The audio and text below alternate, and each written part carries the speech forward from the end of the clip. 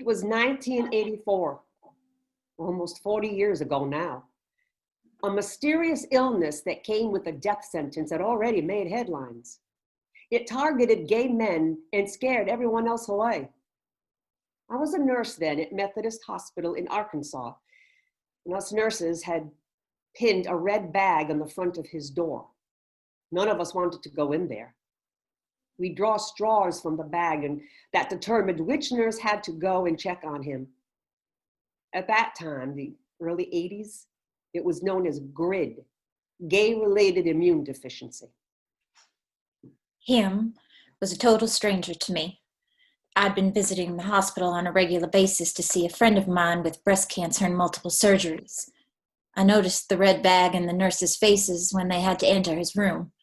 I often heard them plead, "Can we draw again?" and "Best 2 out of 3? I honestly don't know what made me push open that door. The young man in that room was no more than 20. No insurance, of course. He'd been here 6 weeks, down to skin and bones. Wild purple and red blotches covered his arms and face and neck. All he could tolerate at this point was a thin sheet to cover his privates.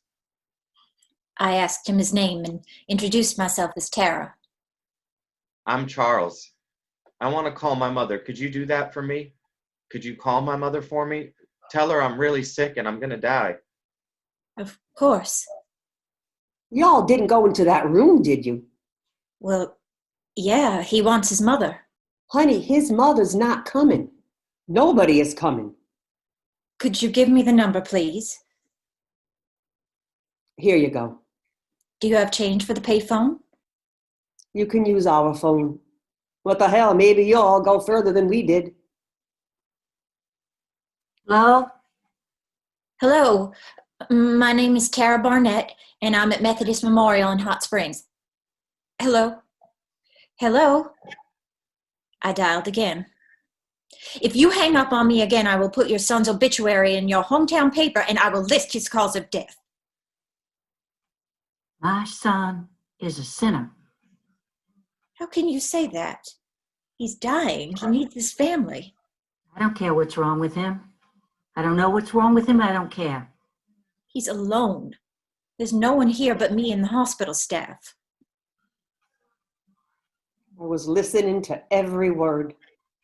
My son is a sinner. I don't know what's wrong with him. And I don't care. Your son is dying. He's dead to me already, lady. And I don't care what kind of good Samaritan you think you are, but you are not one in my Bible readings. Charles has gone against all of Christ's teaching, and there is no way I can bury him in my church. So it's best that the hospital just dispose of him the way they choose. You can't be talking about your child as if he were garbage to be thrown away. There's no place for him here. He made that choice a long time ago. Please, just come and be with him for a little while. We'll figure out the rest later. Just please don't let him be alone right now. He's so scared and sick. No one should be all alone like this right now. You keep him company then. And the phone went dead. I kept my head down. I couldn't look her in the eye. Without a word to us, she turned and walked back towards the patient's door. Charles? Mama, you came. I did, Charles. I did.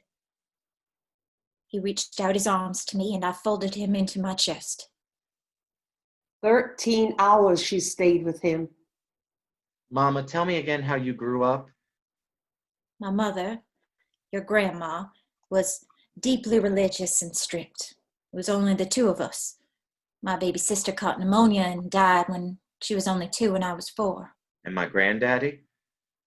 I have memories, but he passed when I was 10, so we were a small family, you see. Like we are right now, Mama? That's exactly right, Charles. Should I describe Golden Fields again to you? Please, Mama, describe it in every detail. Well, it all started with my mama and her brother Bill having a terrible falling out. All over Bill selling on Daddy's farm and Mama not knowing about it until after the papers were drawn up. Grandmama was terribly upset. She never got over it. And from the day she found out until the day she died, she never spoke to Bill or any of his kin ever again. She bought up every plot she could in Golden Fields so that his family would never be buried with hers. Tell me their names. Uncle Bill was married to Auntie Lou, short for Luella, and they had 2 little girls close to my age, Mary Ellen and Mary Bell. I missed them terribly as playmates after the big blow-up. Friends are so important, especially when, bad things happen. I made up as many stories as I could.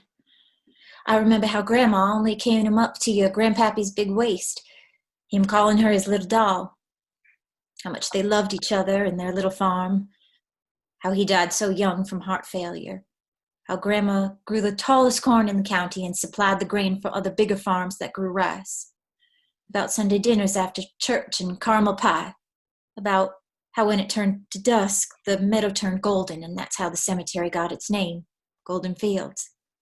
Can't you just smell that rain and wildflowers? Corn marigolds and yarrow were the most pungent.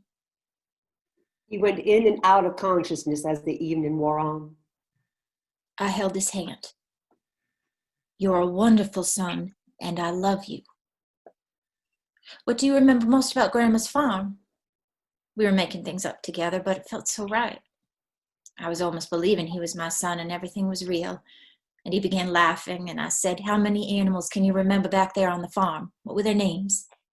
I remember the pigs the most. Sydney the sow and all her baby piglets and how fat they all were. Sydney was a good mama, just like you. And I remember the chickens and how they'd run to catch the stale bread, beating each other up over crumbs. Carla was the meanest rooster and pecked at the other chickens to keep them away from the food. I can see it all again. I volunteered to administer the morphine. I heard the story she told him. I brought her dinner. Ham and mashed potatoes, vanilla ice cream. Thank you. It tastes real good for hospital food.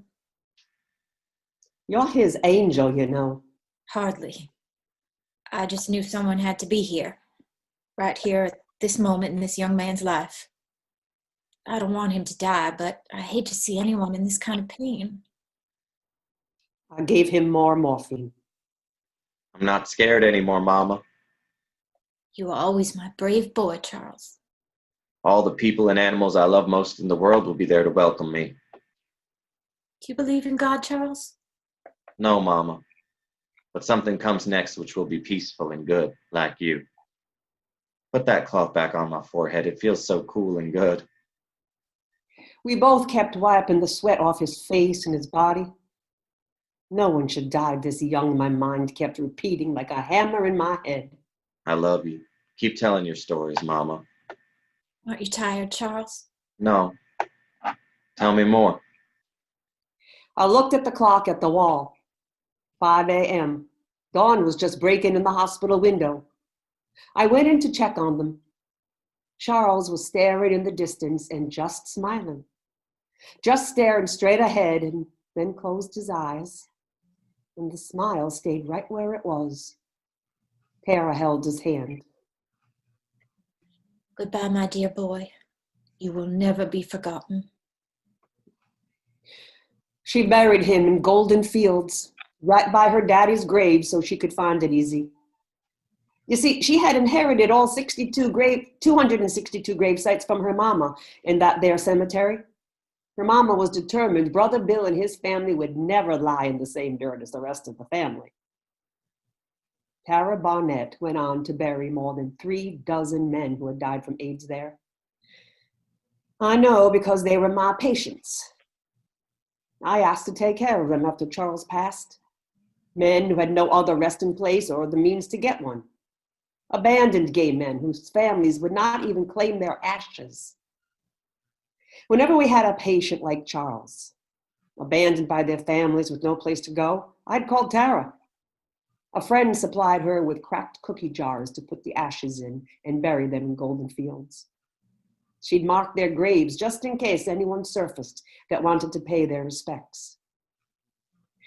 I recently read in our newspaper that some big AIDS organization flew Tara to New York to honor her with an award.